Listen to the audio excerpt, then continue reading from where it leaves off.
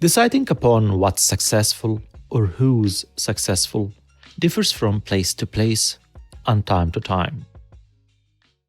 However, what may be perceived as successful does not necessarily mean whether it was committed for the goodness of humanity, for example, or the homeland, or whether it was done exclusively to the benefit of the person himself. However, that may depend upon the perspective upon which one may evaluate the deed itself, and that sometimes may seem problematic. Institutions like the Time, especially during its earlier days, would designate someone as the person of the year, regardless of his goodness or evil achievements or acts. The decision would depend mostly upon how impactful had this person been during that year. That, of course, was problematic in some sense because highlighting evil personalities like Hitler, Mussolini, Osama bin Laden, or Saddam Hussein in such a manner could be conceived as glorification of evil, a standard to which evil people would strive to achieve, a role model and a template for vulnerable people craving fame and success, and a justification for all the evildoers throughout history. The protagonist of today's episode serves as the best example of such personalities, Joseph Zhugishvili, aka Stalin.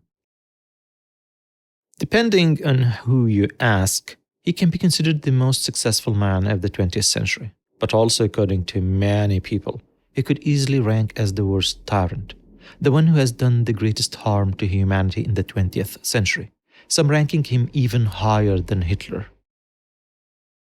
He's a man with a huge legacy, and his effect can be seen even today, not only in Russia and the constituent republics of the previous Soviet Union, but also across various places around the world, particularly in Eastern Europe.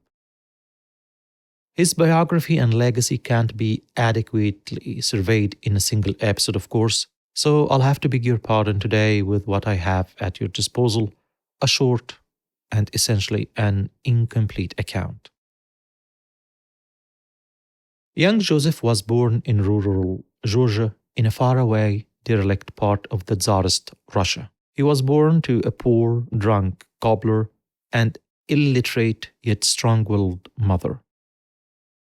His childhood was quite miserable, but his mother, in her efforts to uplift the family from poverty, would send young Joseph to a seminary in Tiflis. But rebellious Joseph wouldn't tolerate liturgical services and would eventually leave the seminary, getting attracted to the revolutionary currents circulating in this far-flung area of the Russian Empire.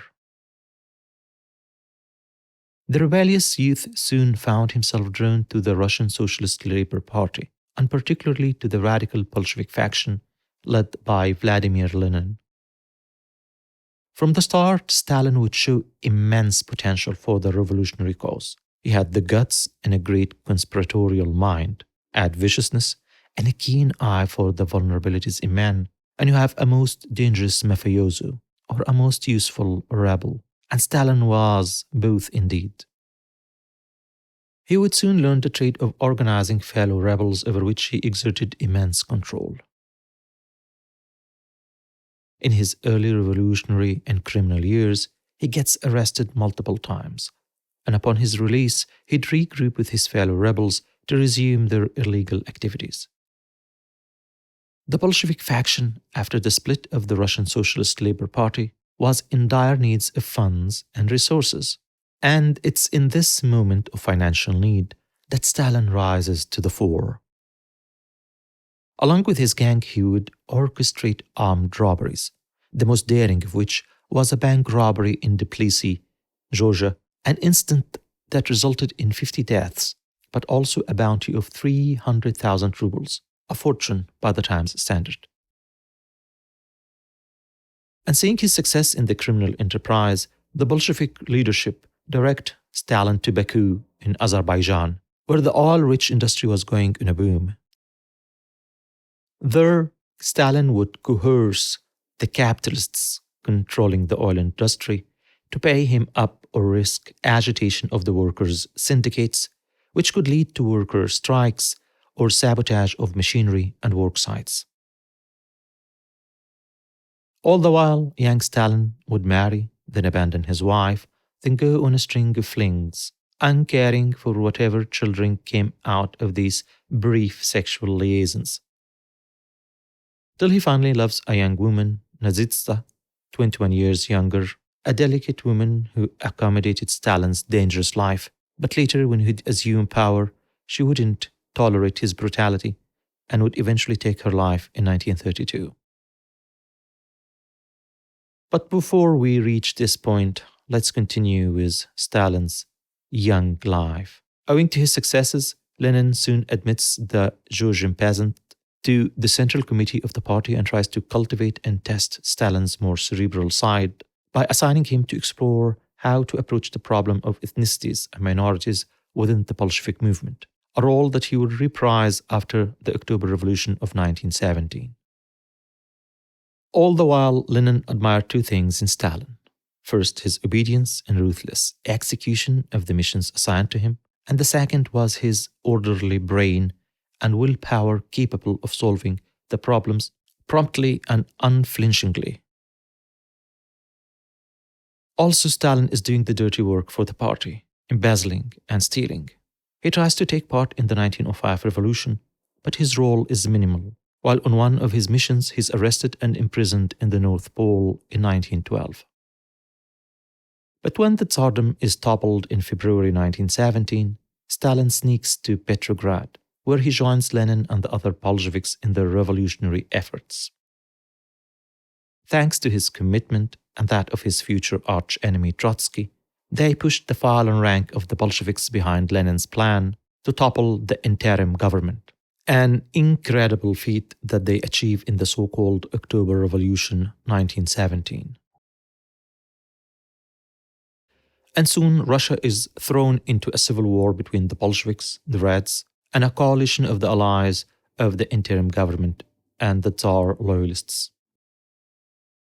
Out of all the great Bolshevik leaders, Lenin would come to depend on Stalin and Trotsky to conquer his enemies and spread the Bolshevik revolutionary fervor. But the brainy, charismatic Trotsky would shine brighter, almost building the Red Bolshevik army from scratch and captivating the populace by his fiery speeches. Stalin, unable to match Trotsky's brilliance, sought to undermine his successes, particularly on the battlefield on more than one occasion, the most important of which was the failed invasion of Poland. But Lenin, himself uneasy with Trotsky's meteoric rise, sought to neutralize his power within the party, now called the Communist Party, and that was appointing Stalin as the secretary of the party, the quintessential bureaucrat who would oversee the intricacies of the party and its inner machinations. Before Stalin, such a post would have been considered mostly ceremonious, but under Stalin, it would turn out to be the most important office in the Communist Party. Stalin would award important positions to members of the party, exclusively loyal to him, while also recruiting new members into the party whose loyalty is to Stalin in the first place. After Lenin died in 1924, Stalin immediately elevates Lenin to a position of a saint of the Soviet Union, even communism, all the while rewriting the history of Bolshevism and the Civil War, putting himself in the center of it, shoulder to shoulder with Lenin. Carefully and meticulously pursuing this course, enforced by henchmen within the party, Stalin ostracizes and then gets rid of his competitors. First, Trotsky is deprived of authority in 1925, then exiled in 1929. Stalin would then dispose of his own collaborators, Zinoviev and Kamenev, and then Bukharin. After feeling secure in power in 1929, Stalin directs his attention to building up the USSR, which had languished industrially since World War I. He embarked on a 5-year industrialization plan that was to be funded almost exclusively via agricultural exports, particularly grains. And on Ukraine, the breadbasket of the USSR, fell the greatest burden of Stalin's cruel collectivization plan. The peasants rebelled, but the Stalinist regime crushed the dissent brutally, enforcing extreme collectivization that resulted in a horrible famine, decimating millions of Ukrainians in the process.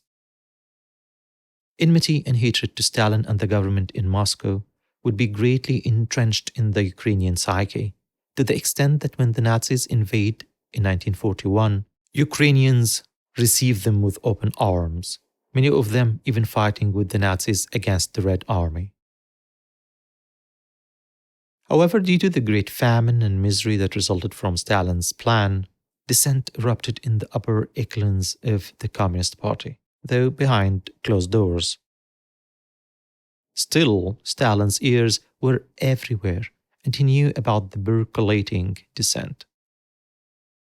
The dissenters seemed to settle upon Kirov, Stalin's close friend, but a considerably more prudent and less brutal leader. But under unclear circumstances, Kirov was assassinated. There's no clear evidence about who issued the assassination decree, but some believe it was Stalin, because it eliminated a potential rival and justified his next moves. Stalin publicly mourned Kirov and held a state funeral for his friend, then declared that his murder was at the hands of traitors, mostly Trotskyists within the ranks of the party.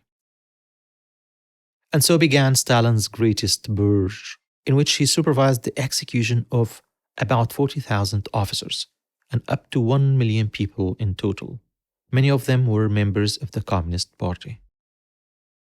The horrendous loss of military leadership and experienced officers was so great that the USSR suffered a humiliating war against tiny Finland in 1939 before winning the war at a significant loss. But most probably, Stalin knew the scale of the devastation he had brought upon his army. That's why when Hitler in the summer of 1939 proposed a non-aggression pact with the Soviet Union, Stalin quickly accepted it. However, Hitler won't keep his promises, and after pacifying the whole of Europe, except for Britain, he unleashes 3 million German soldiers on the Soviet Union, what he believed in his Mein Kampf as the legitimate German living space.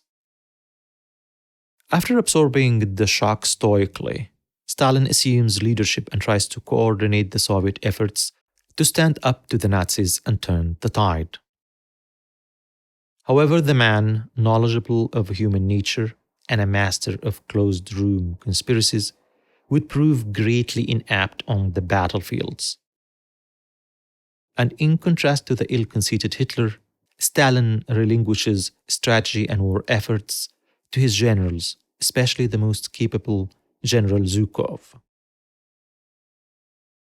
However, after turning the tide, evicting the Germans out of the USSR, invading Germany, and occupying half of Europe, Stalin quickly concentrated the power in his hands once more, demoting Zhukov and the other victorious generals, and even launching another purge within the party, although this time it would be a minor one. With massive resources at his disposal and formidable spy networks in the West, Stalin directs his most brutal henchman, Lavrenti Beria, to pursue making a nuclear bomb, an endeavor that will be accomplished in 1949.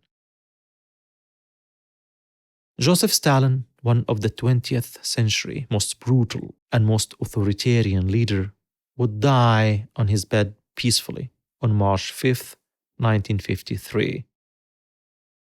After having 25 million people killed on his watch and 18 million more deported to the gulags to work essentially as slaves to build his enormous empire. However, despite the unbelievable scale of devastation he had brought on the people of the Soviet Union, in Russia, Ukraine, and the Caucasus, he left behind a feared superpower that stood on an equal footing with the entire Western Bloc, headed by the United States. His enormous personal success, however, would have another huge negative effect that he has left behind: a legacy and essentially a recipe for all dictators that came after him in every corner of the world. That as horrible as it might seem, brutality does sometimes pay in the end. That's it for today. Thank you for listening and catch you in the next one. Bye.